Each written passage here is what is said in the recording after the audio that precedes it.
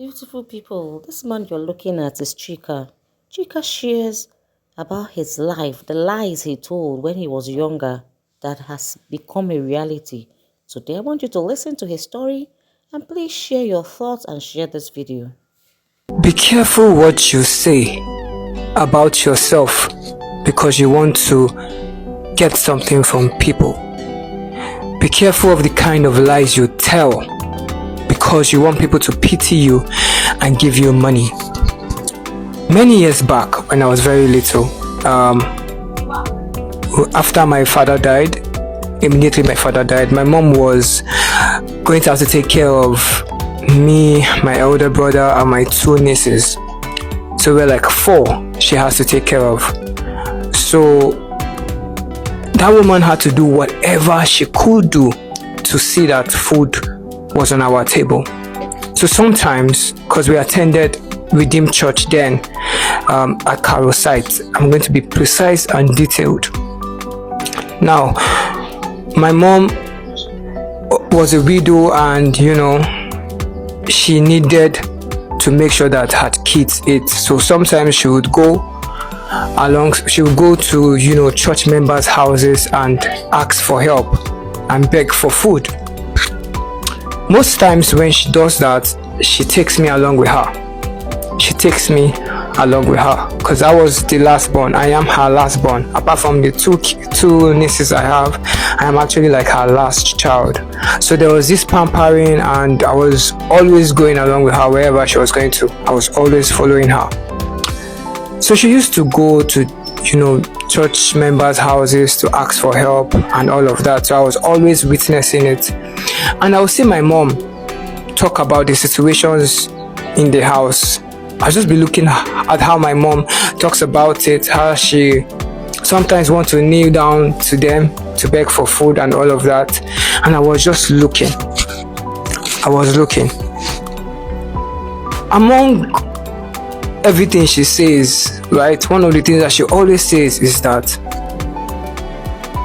we have nobody, please help us. So that word registered in my head. We have nobody, please help us.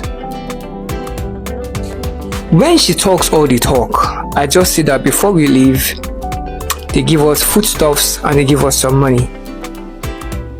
To me, it was happening like constantly. So to me, I was like, wow, she has to just say some things and then she gets food and money.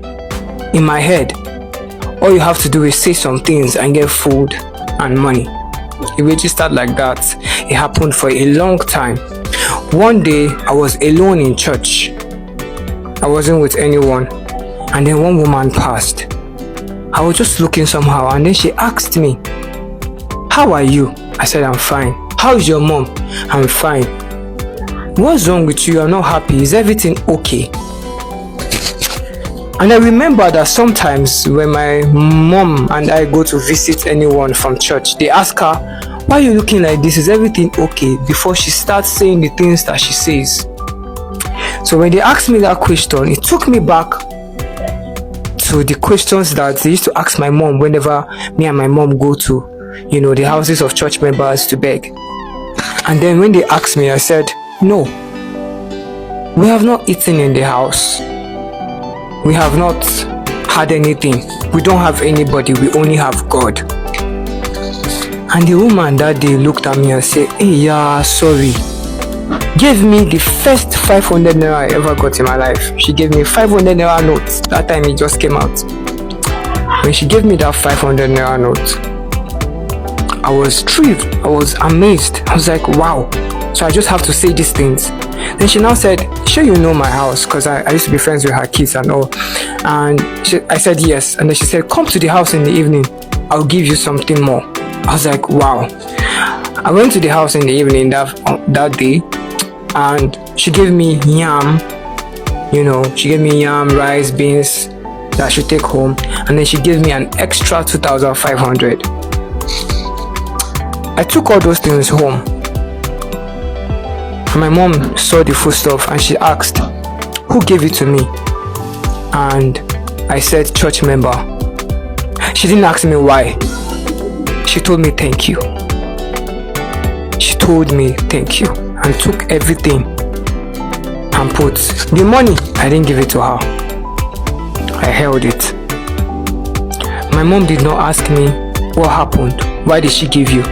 Did you tell her anything? Why? She didn't ask me that. She just took every provisions inside. In fact, that night we even prepared some, and I kept the money. I did it again. She took the foodstuffs. Didn't ask me why. In fact, the other time she didn't even ask me who gave me. I kept the money. Unconsciously it became a character. I would go outside, beg, bring back foodstuffs, withhold the money. So one time I felt like I was getting 25. I needed something more. And I said, what if I add something that is not happening as though it is happening? Maybe I'll get more money from it. And then I said I was sick. I said malaria the first time. The money increased to 5k. Go and get drugs, go and do this, go and do that. When it increased to 5k, I was like, wow, that's for malaria. And then one day I said asthma. It increased to like 8k. Some people gave me 10k. Some people, then Ventolin was like 5k or something. Some people will now say, okay, take Ventolin money, then take 10k. One other time I felt like, okay, I have asthma, right? How about I fall down and really do like I have asthma? And then I had to find out how asthma people like do. Because one time I fell down, I didn't fall down rightly, right? And everyone that saw me fall down were like, this is not asthma. Asthma people, they breathe, right? In my head, the rage started. So after that first event that I fell down without doing one day, I did it again and I did it seemed real. And then everybody got me inhaler and stuff. And then they put inhaler for me and I wasn't asthmatic. I've never been asthmatic in my life. But I was falling down and claiming to have asthma attack because I wanted people to pity me. It happened for a long time. Anywhere I go to, I was going to just fall down. I can go in the middle of a church. When I see that, people are concentrating on something, I would just fall down. I needed this. I always wanted this pity party around me. Every time I would just fall down. Any small thing, I would just fall down. Then one day, I told myself that this asthma one is just bringing 15k, 20k. I need something that's when I tell people, anytime I see them, they want to give me money. Because that's how I was feeding the family, I was feeding the house. I was going out, bringing money and feeding the house. And then something happened. One day, from school, because I was attending GSS Karishi then. I think it was even because of this falling down too much, because I was trying to escape duties, house chores and everything.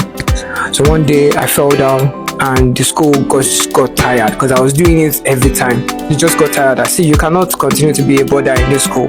You have to become a day student, and they had to change my school from GSS Karishi to GSS Karo. And then that was it. That was when the problem started. That was when I would consider that it was the first time I died. I feel like I've died plenty times in my life before the actual death even happened. Beautiful people, Chika went to another church to seek financial help, but his intentions were far from genuine. He stood on the altar of Family Worship Center Abuja and told lies, weaving a tale that tugged at hardship. He claimed to be HIV positive, and the church, moved by compassion, contributed money to support him. But beneath the surface, he continued to live a reckless lifestyle, engaging with multiple partners, ignoring the risk.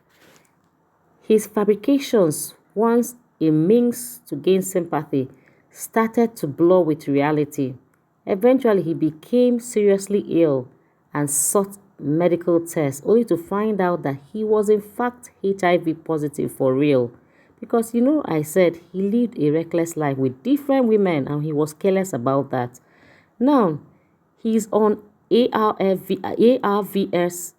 drugs, facing the consequences of his action. He shares a story, a cautionary tale of how lies transformed into stark reality. But it raises a question. Did his reckless lifestyle lead to HIV, or were his lies a catalyst to the tragic outcome? I want you to share your opinions in the comments.